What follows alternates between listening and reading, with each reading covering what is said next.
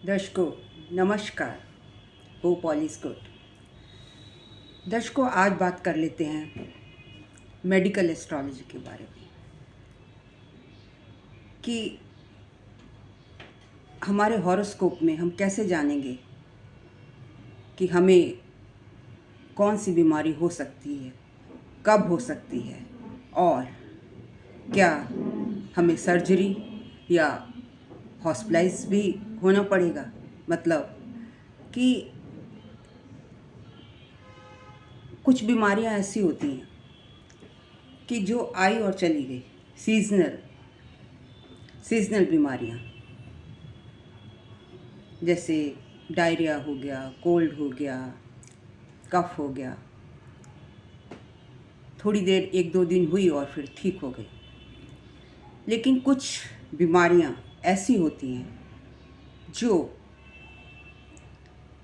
हमारे शरीर में होती तो हैं लेकिन वो डॉर्मेंट स्टेट में रहती हैं। They are not always active. जैसे जैसे प्लैनेट के ऊपर से ट्रांजिट होता है थोड़ा बहुत इफेक्ट आता है according to the house they are sitting in. और अगर उसके ऊपर से ट्रांजिट हो रहा है प्लैनेट के ऊपर से तो वो बीमारी आपको हल्की फुल्की आती है और चली जाती है। लेकिन कुछ बीमारियां ऐसी होती हैं जो क्रॉनिक रूप धारण कर लेती हैं और सर्जरी करवा देती हैं, अचानक आ जाती हैं। अचानक एक्सीडेंट हो जाता है, उसकी वजह से सर्जरी करवानी पड़ जाती है, हमें हॉस्पिटलाइज होना पड़ता है। तो ये तो एक बहुत महत्वपूर्ण टॉपिक हुआ। लेकिन ये बताकर मेरा एम ये नहीं है कि मैं आपको डरा दूँ।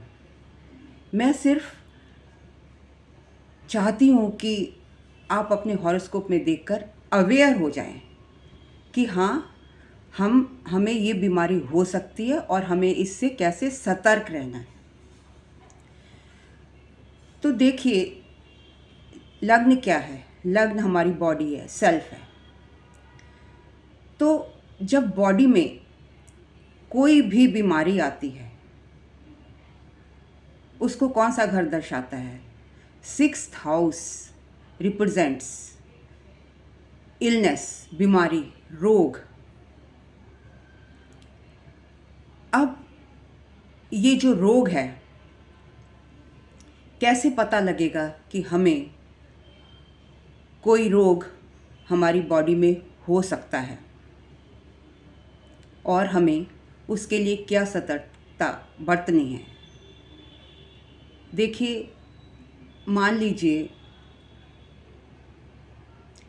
एरीज लग्न है, उसमें चौथी राशि कौन हुई? चंद्रमा हुई। और चंद्रमा 6th हाउस में बैठ गया। किसकी राशि में? बुध की राशि में। तो इसका मतलब आपको, क्योंकि चंद्रमा का रिलेशन छठे घर से बन गया जो कि रिप्रेजेंट्स हाउस ऑफ इलनेस, बीमारियों का घर है, और तो इट सिग्निफाइज कि आपको चंद्रमा संबंधित बीमारी हो सकती है। लेकिन कौन से एरिया में और कहाँ से आएगी, क्या सोर्स होगा? तो क्योंकि ये 4th हाउस का लॉर्ड है चंद्रमा और it is a emotional planet, watery planet, जो कि वाटरी प्लैनेट जाकर 6th में बीमारी के घर में बैठ गया। इसका मतलब, और 6th हाउस बीमारी का है और आपका कौन सा बॉडी पार्ट दर्शाता है? Stomach area. इसका मतलब हुआ कि आपका जो स्टमक है उस पर आपको बहुत ज़्यादा ध्यान देने की ज़रूरत है। क्यों? क्योंकि ये चंद्रमा बीमारी के घर में जाकर बैठ गया।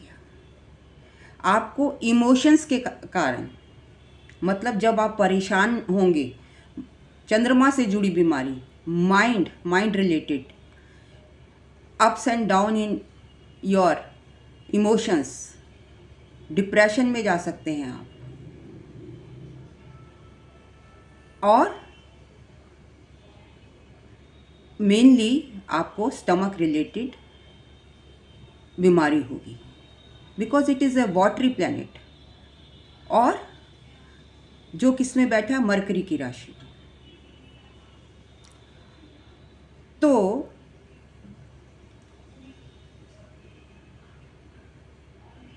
मतलब जब भी आपका चंद्रमा एक्टिवेट होगा,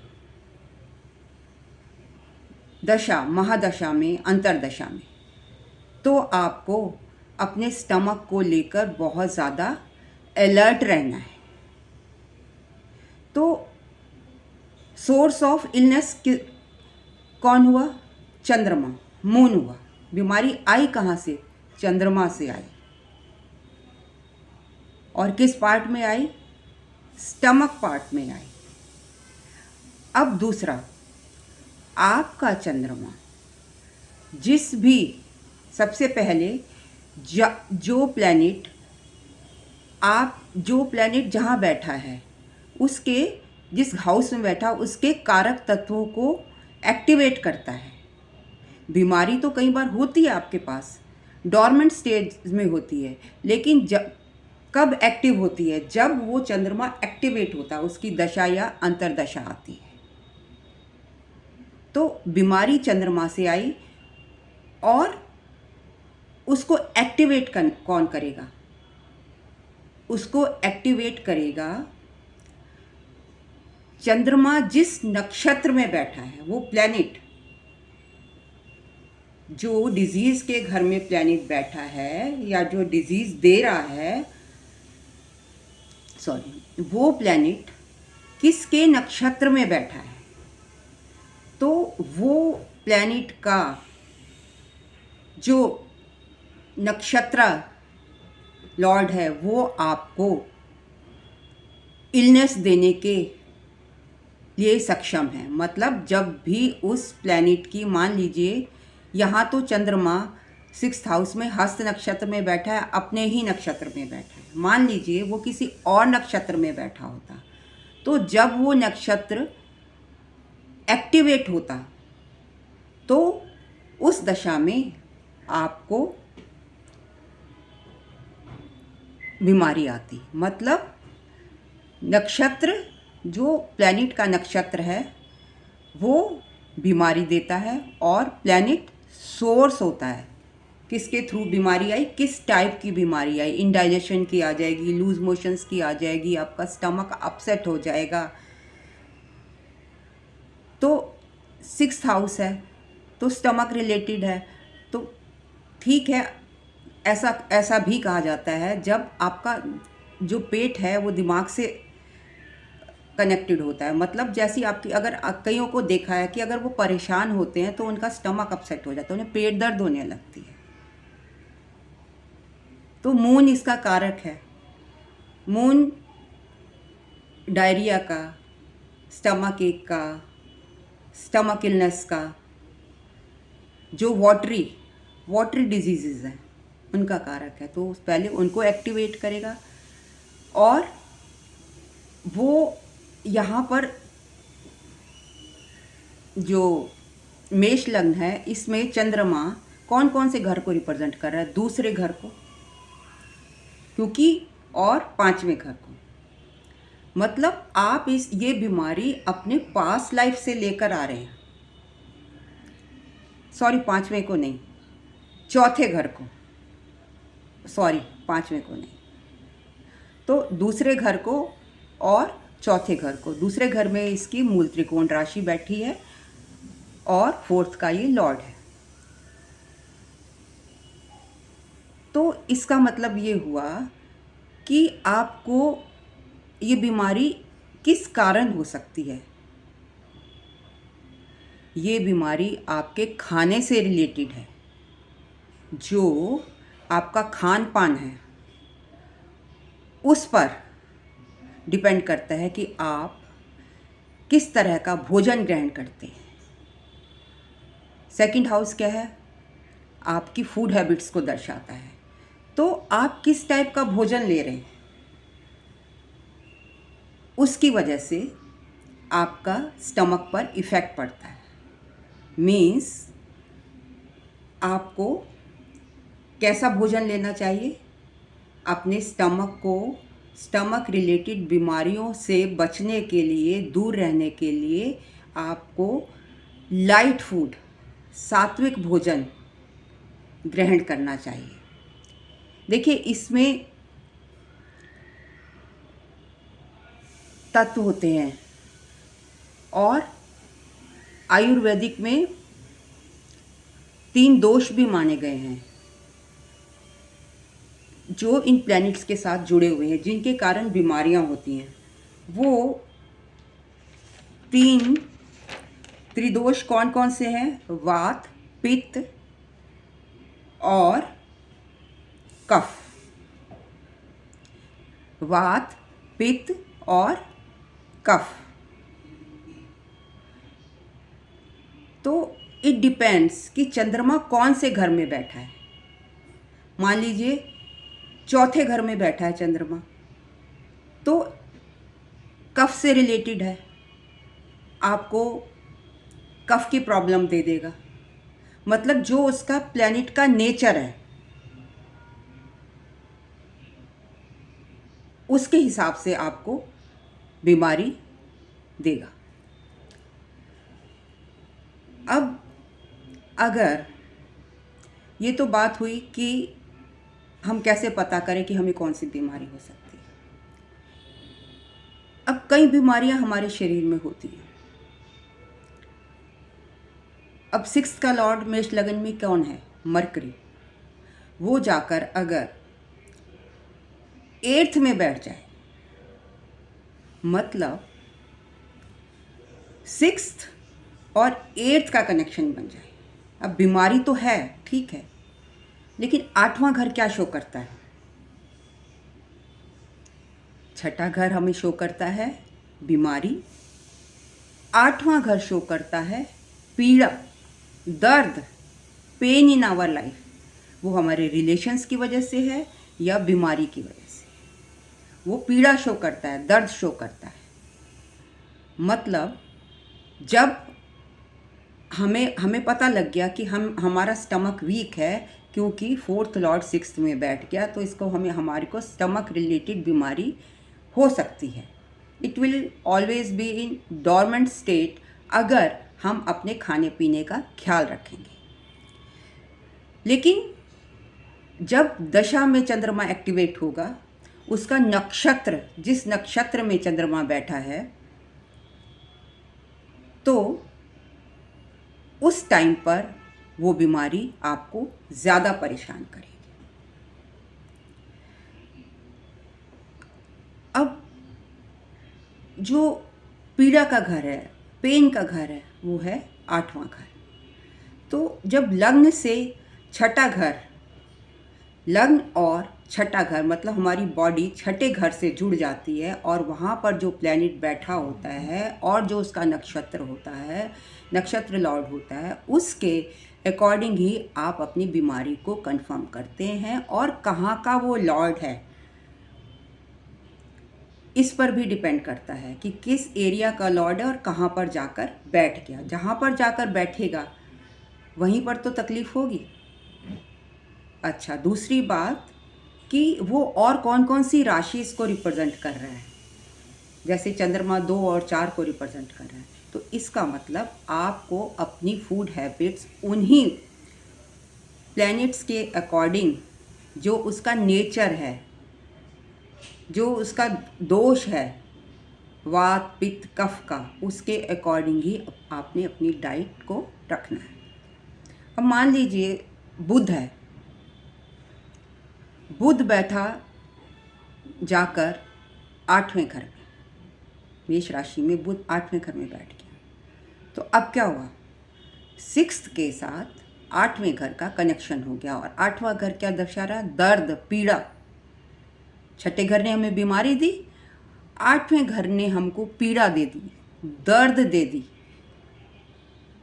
उसको। अब मरकरी कैसा प्लैनेट है? मरकरी एक्सग्रेशन मतलब उसको बीमारी को बढ़ा देता है। कोई भी बीमारी हो तो वो हुई और ठीक हो गई, वो तो छठे घर से है। मतलब छठे घर की जो बीमारी है, छठे घर में जो प्लैनेट कनेक्टेड है, तो वो ऐसी होती है, आई और गई, दवाई ली, ठीक हो गई। लेकिन कुछ बीमारियां होती हैं जो क्रॉनिक रूप धारण कर लेती हैं। आपके शरीर में हैं तो आपको पता है, और आपने अगर ख्याल नहीं रखा तो वो धीरे धीरे बढ़ते बढ़ते आठवें घर से अगर कनेक्टेड हैं तो वो आपकी बीमारी पेन का रूप ले लेगी, पीड़ा बन जाएगी। और यहाँ पर हम बात कर रहे हैं मरकरी की। अब मरकरी 6th लॉर्ड भी है, इसका मतलब छठे घर का लॉर्ड कौन है? मरकरी। तो मतलब हमें बुध से रिलेटेड बीमारी भी हो सकती है। और वो बैठा कहाँ पर है? वो बैठा है 8वें घर में। तो इसका मतलब फिर यहाँ पर हम देखेंगे कि जब ये मरकरी अपनी दशा में या अंतरदशा में एक्टिवेट होगा तो आपको मरकरी 2 चीज़ों को रिप्रेजेंट करता है, नाड़ी तंत्र को, आपकी नसों को, और आपके ब्रेन को, न्यूरो प्रॉब्लम। 2 तरह की जो मेन प्रॉब्लम्स हैं वो मरकरी देता है। And it is a very dangerous planet in astrology, medical astrology. मतलब ये उसको बढ़ाता ही चला जाता है अगर आप इसका ख्याल ना रखें। तो इसी वजह से मैं बता रही हूँ, डराने के लिए नहीं, अवेयरनेस के लिए, कि अगर मरकरी 6th का लॉर्ड होकर 8वें में बैठ गया तो क्या करेगा? आपको नसों संबंधी, मतलब जो 8वां घर है वो आपका पेल्विस एरिया बताता है, रिप्रेजेंट करता है। और ये आपके जो हिप से नीचे, जैसे लेग्स हैं, एंकल हैं, फीट हैं, इन सब में आपके नसों में दर्द दे देगा। कब देगा? जब मरकरी एक्टिवेट होगा। और जब मरकरी जिस भी नक्षत्र में है तो वो मरकरी की तो बीमारी आपको होगी, लेकिन जब उसका जिस भी नक्षत्र में मरकरी बैठा है उसकी एक्टिवेशन होगी तो वो जोर शोर पर होगी, तब एक्टिवेशन हो जाएगा उसका। बीमारी आपको दर्द देना शुरू कर देगी। मतलब छठे घर ने बीमारी दी। यहाँ पे हमने पता किया कि चौथे घर से हमारे पेट की बीमारी आई, जो कि छठे घर में उसने हमारे पेट को बीमारी दी। छठे घर से हमें नसों की बीमारी आई। न्यूरो प्रॉब्लम भी हो सकती है ऐसे व्यक्ति को मरकरी की दशा में, अगर वो अपने ब्रेन पर कंट्रोल नहीं रखेगा, एक्सरसाइज नहीं करेगा, मेडिसिन का सहारा नहीं लेगा। तो इन दैट केस जब मरकरी की दशा आएगी, और मान लीजिए मरकरी केतु के नक्षत्र में बैठा और केतु बैठा 3रे घर में, तो ये आपको स्पॉन्डिलाइटिस भी दे सकता है। 3रा घर क्या है? शोल्डर्स को दर्शाता है। और शोल्डर्स में जो अगर स्वेलिंग होगी या पेन होगी तो वो क्या होता है? That is called spondylitis. तो आपको स्पॉन्डिलाइटिस भी दे सकता है। बट कब देगा? जब मरकरी में केतु की दशा एक्टिवेट होगी। और अगर आपका मरकरी केतु के नक्षत्र में बैठा है, अपने नक्षत्र में बैठा है, देन इट्स डिफरेंट। अगर केतु के नक्षत्र में बैठा है और मरकरी केतु की दशा आ गई, इन दैट केस आपको नसों रिलेटेड प्रॉब्लम होगी और पैरों में तकलीफ बहुत बढ़ जाएगी। और मंगल की राशि में बैठा 8th हाउस, एरीज हाउस में मार्स को रिप्रेजेंट करता है, जो कि हमारा लग्न है। तो मतलब लग्न को, हमारे बॉडी को में, हमारे पैरों में, हमारे शरीर में, हमारी नसों में अत्यधिक पेन हो सकता है, पीड़ा हो सकती है, दुख हो सकता है। और ऐसे में तो छठा घर हमें बीमारी बताएगा, आठवां घर, आठवां घर हमारी सफरिंग्स और पीड़ा, हमारा दर्द बताएगा। एंड 12वां घर क्या है? हॉस्पिटलाइजेशन का। अब देखिए, 8वां घर जो होता है सडननेस का भी होता है। छठे घर की बीमारी का तो हमको पता होता है कि ये हमको बीमारी है, तो हम उसका ट्रीटमेंट करते रहते हैं। लेकिन छठा घर सडननेस भी शो करता है। कई बार, सॉरी, छठा घर नहीं, आठवां घर सडननेस भी शो करता है।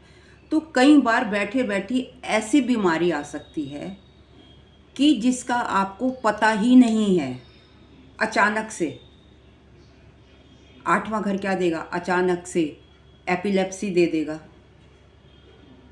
अगर आपको नसों में प्रॉब्लम है, एपिलेप्सी हो सकती है। उसके साथ सन बैठा है और 4th हाउस को रिप्रेजेंट कर रहा है, 5th हाउस को रिप्रेजेंट कर रहा है, तो हार्ट अटैक दे सकता है। मतलब अचानक से होने वाली बीमारियां वो 8वें घर से संबंधित है। वो सफरिंग देता है, अचानक एक्सीडेंट दे सकता है। एक्सीडेंट्स कुछ ऐसी घटनाएं करवा सकता है जिनका आपको पता ही नहीं। अभी ठीक ठाक बैठे हैं, अभी बीमारी आ गई, अभी आपको एकदम से दर्द होना, पेन होना शुरू हो गया, अभी पैरालाइज हो गया आपका पैर, हाथ पैरालाइज हो गया, बोलते बोलते आपकी आवाज़ बंद हो गई। तो 8वां घर बीमारी के मामले में इज़ वेरी डेंजरस। क्योंकि जब मैंने पढ़ाया था केतु के बारे में कि केतु अगर मतलब आठवें घर को लॉर्ड है, और जब वो deepness, secrecy, under the earth चीज़ें बताता है जिनका हमको पता ही नहीं है, तो मतलब क्या बीमारी आ जाएगी, यू नेवर नो।